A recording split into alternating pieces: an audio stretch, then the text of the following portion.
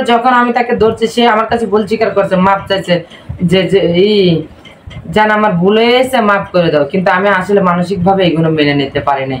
যে মানুষটাকে এত ভালোবেসে বিয়ে করছে, জীবনের চাই থেকে বেশি ভালোবেসে বিয়ে করছে, যার জন্মের একটা সন্তান আছে আমার কাছে, সে কেন এই ধরনের কাজগুলো করবে? তার কোন জিনিসটা আমি বাকি রাখিয়ে দিয়েছি? কোন জিনিসটাই তার বাকি রাখি নাই। তাকে খুশি রাখার লেগে দরকার আমার জীবনটাও আমি দিতে রাজি ছিলাম। ওয়ালাইকুম আসসালাম ভাইয়া, কেমন আছেন? আলহামদুলিল্লাহ ভালো আছি। সত্যি কি ভালো আছেন নাকি কোনো কষ্ট আছে? ভালো না থাকলেও শুকরিয়া আদায় করতে হবে আল্লাহ পাকের দরবারে। হ্যাঁ, আল্লাহ অনেক খুশি হয়। তাই হোক, আমরা একটু প্রথমে আপনার নামটা এবং দেশের বাড়িটা জানতে চাচ্ছিলাম। আসসালামু আলাইকুম, আমার নাম বিউটি, আমার জেলা রাজবাড়ী, থানা পাংশাতে, আমি থাকি ঢাকা মিরপুরে।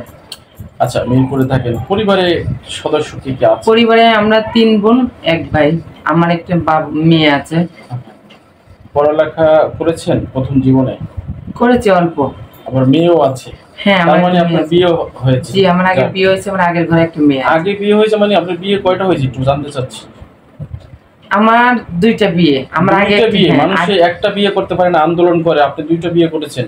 যাই হোক, আমরা এই প্রসঙ্গে আসতেছি। তো প্রথম বিয়েটা আসলে কিভাবে হয়েছে? আপনি প্রেম করেছেন না আপনার পরিবার প্রেম করেছিল তার সাথে, জানতে চাচ্ছি। প্রথম বিয়েটা আমাদের পরিবারের ভিতরে হয়েছিল। আপনার পরিবারের সাথে আপনার হাজবেন্ডের প্রেম হয়েছিল, মানে একটা সম্পর্ক। দর্শক ভুল বুঝেন না, মানে তার পরিবারের সাথে। যাই হোক, তো সেই সম্পর্কটা আমরা জানতে চাচ্ছি শুরুতে। আসলে সেই সম্পর্কে তো আমি একবার সাক্ষাৎকার দিচ্ছি, আবার আজকে যতক্ষণ প্রশ্ন করছেন আজকে আমি আপনাদের মাঝে ক্লিয়ার করি। একটু ক্লিয়ার করে বলুন। অবশ্যই।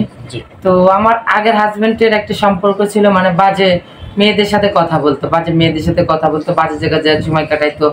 তারপরে মানে সে হালকা পাতলা নেশা পানির ভিতর ছিল, মানে মারধর করতো আমার, মানে এগুলো পছন্দ না। পরে একটা মেয়ের সাথে আমি খারাপ কোনো কিছু দেখছি, দেখার পর আমি তার নিজে ছেড়ে দিয়েছি। আচ্ছা, হঠাৎ করে বিয়ে হয়েছে ছেড়ে দিয়েছেন, এখানে কিন্তু শেষ না বোন। হঠাৎ করে বিয়ে নেই, আমি এখানে সংসার অনেকদিন করছি, তো সেই বিষয়টা আমরা জানতে। সংসার এখানে আমি 7 বছর, হ্যাঁ 7 বছর আমি সংসার। আপনি বলছিলেন যে বিয়ে করছি ছেড়ে দিছি, না আমি 7 বছর সংসার করছি, সেই ঘরে আমার একটা বেবি আছে। আচ্ছা, বেবি আছে। শুরু থেকে কোথায় ছিলেন, কেমন সংসার জীবন ছিল, সেই বিষয়গুলো একটু খুলে বলেন। শুরু থেকে আমার আগে যে বিয়েটা ছিল, শুরু থেকে আমি কল্যাণপুরে ছিলাম। হ্যাঁ, ঢাকা যে কল্যাণপুরে আছে ওইখানে আমি বাসা ভাড়া ছিলাম। তো মোটামুটি ভালোই ছিল, মানে বেশি খারাপ ভালো ছিল না, বেশি খারাপও না, সীমিতর ভিতরে ছিল আমার আগের জীবনটা। হাজবেন্ড কি করতেন? হাজবেন্ড গাড়ি চালাতো। আচ্ছা, ওই গাড়ি চালাতে তো সংসার ভালোই চলছিল। তো এই মাঝখানে কি এমন ঘটনা ঘটলো আপনার থেকে বিচ্ছেদের, মানে এই বিষয়টা আপনি কি কোনো মানে সম্পর্কে জড়িয়েছিলেন? না, বিচ্ছেদের মেন কাহিনীটা হচ্ছে আমার হাজবেন্ডের একটা মেয়ের সাথে আমার শ্বশুরবাড়ি গ্রামের সম্পর্ক ছিল।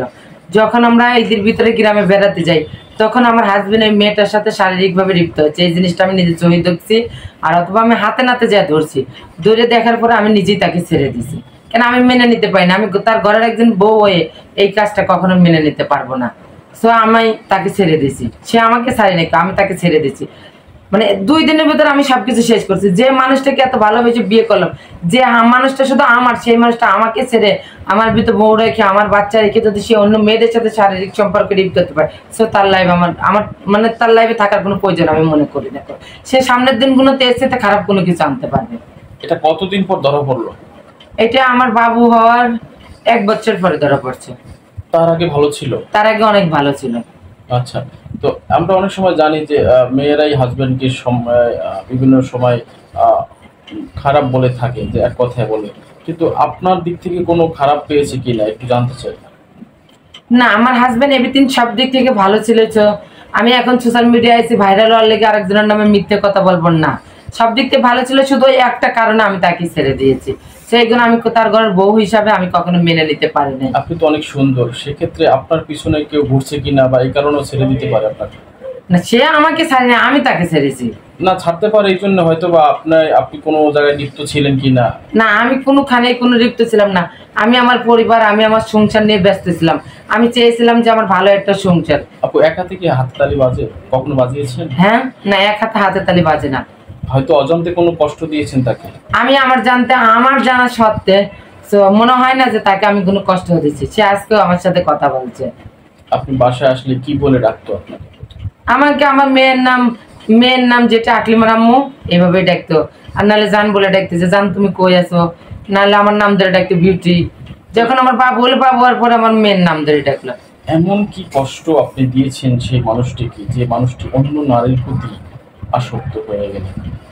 ওই নারীটার সাথে তার আগেই একটা মানে কথাবার্তা চলতে হালকা পাতলা, তো আমি ধরতে পারিনি, আমি জানি না, আমি জানি যে সে যতক্ষণ গাড়ি চালায়, ব্যবসা করে, গাড়ি কেনা বেচাও করে, একটা মানুষের কাছে মানুষ ফোন দিতে পারে, এইগুলো নিয়ে আমি কখনো সন্দেহ করি, কখনো মাইন্ড করি। আর তার ফোনটা আমি কখনো ধরে দেখতাম না, কথা বলুক গে, তাতে সমস্যা নেই, দিন শেষে চা করুক, রাইতেল তো ঘরে আসে। আচ্ছা, ঘরে যদি খাবার থাকে, আমরা অনেক সময় জানি যেটা ন্যাচারালি, বাইরে হোটেলে কেউ খাবার খেতে যায় না, ঘরে ভাত রান্না করা থাকলে বাইরে খাওয়া। শুনেন, কিছু কিছু মানুষের ঘরের খাবার কিন্তু ভালো লাগে না, এখন এই বাইরের রেস্টুরেন্টের খাবার গুলোই কিন্তু তার ভালো লাগে। তার ঘরে বিশ্ব সুন্দরী বউ রয়েছে যা দেখেন কা, কিন্তু রাস্তায় একটা মেয়ে দেখলে সে ইনসাইট করবে মেয়েটা কত সুন্দর।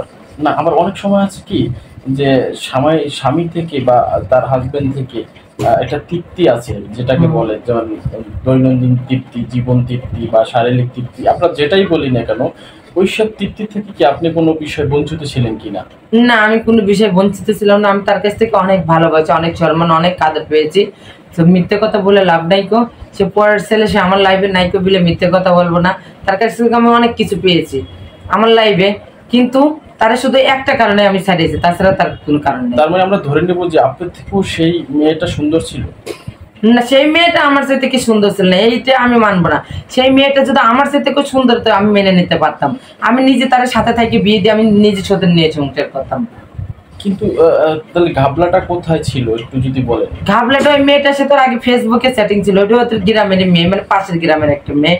তো মেয়েটার সাথে কথা বলতে বলতে মানুষের মন গলতে তো আর সময় লাগে না, না? এমন কি বেশি জিনিস তার কাছে আছে যার কারণে আপনার হাজবেন্ড ওখানে যেতে পারত? সেটা আমি নিজেও জানি না যে তার কাছে কি ছিল, কেন ছিল। তার অনেক সময় আমরা দেখেছি যে নারীরা কন্ট্রোল করে নিয়ে আসে, আসলে আপনি কেন করতে পারেননি?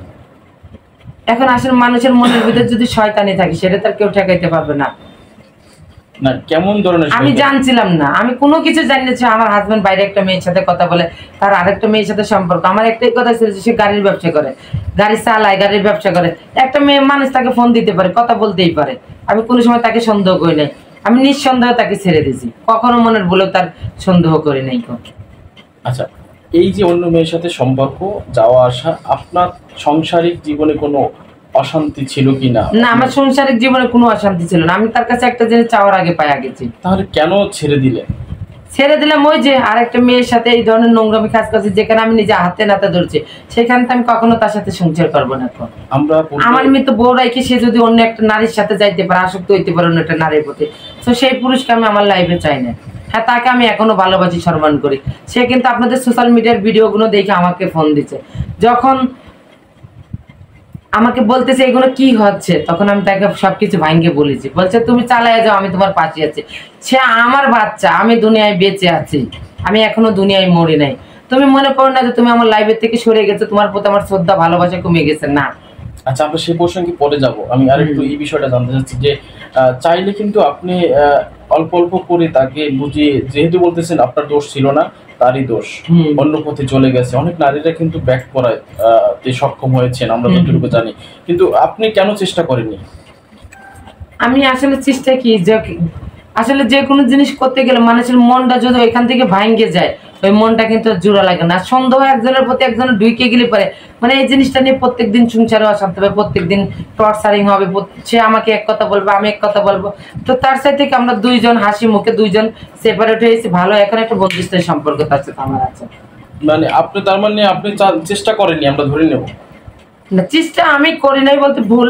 আমি চাইছি যে এই জিনিসটা যতক্ষণ আমি ধরছি তাকে হাতে নাতে, সে আমাকে এক কথা বলবে, আমি তাকে এক কথা বলবো, এই জিনিসটা নিয়ে সংসারের ভিতরে অশান্তি হবে। সে আমাকে মারবে, আমি তাকে পরিবার তুলে গালাগালি করবো, এ লেগে আমি তাকে, মানে আমার নিজের ইচ্ছায় তাকে আমি ছেড়ে দিয়েছি। দর্শক, কেন ছেড়ে দিল এবং তার কি ভুল ছিল বা তার কি? আমার হাজবেন্ডের একটাই ভুল ছিল, আমার মেয়ে তো ঘরে বউ রাইকে সে অন্য মেয়ের সাথে পরকীয়া আসক্ত হয়েছে, আমি নিজে হাতে নাতে ধরছি, এটাই তার ভুল ছিল। আচ্ছা, এই প্রসঙ্গে আমরা পরবর্তী প্রোগ্রামে আসব যে তার স্বামীকে এত ভালোবাসার পরও তিনি তার স্বামীকে কেন ছেড়ে দিলেন, এই বিষয়টা আমরা পরবর্তী প্রোগ্রামে আসব। আচ্ছা আপা, এখানে আমার একটু কথা আছে। বিউটি জি, আপনি পরপর দুটি বিয়ে করেছেন, জি। আর যে অভিযোগটা তুলেছেন আপনি